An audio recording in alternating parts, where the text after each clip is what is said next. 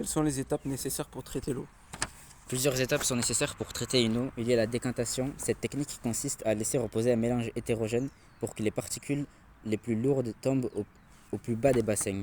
Il y a aussi la flocculation, un processus où les matières en suspension dans l'eau se réunissent pour former des particules plus grosses qu'on appelle flocs. Aussi, il y a la coagulation. Cette étape est importante car elle nous permet d'éliminer les matières colloïdales. Ce sont des particules en trop. Bien sûr, il y a la filtration, donc on sépare le mélange en deux parties, l'une liquide et l'autre solide. Après, on fait passer cette eau par un réacteur UV qui va purifier l'eau en tuant les microbes par les rayons UV. On utilise aussi par mesure de sécurité du chlore pour encore une fois purifier cette eau. Quel chemin emprunte l'eau? L'eau utilisée dans les maisons, par exemple pour les toilettes, la salle de bain ou la cuisine, est envoyée vers les stations d'épuration pour pouvoir les rejeter dans le milieu naturel sans en affecter l'environnement. Qui s'occupe de l'analyse de l'eau? Les techniciens ne s'occupent pas de l'analyse de l'eau. On se base sur le pH, la conductivité, le chlore et d'autres facteurs.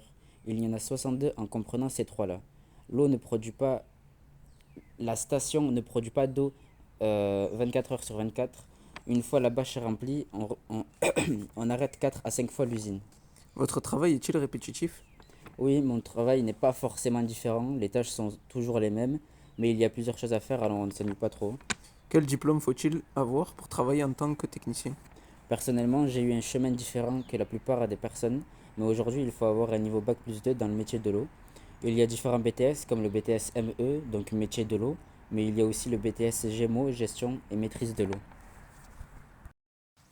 Merci d'avoir répondu à mes questions.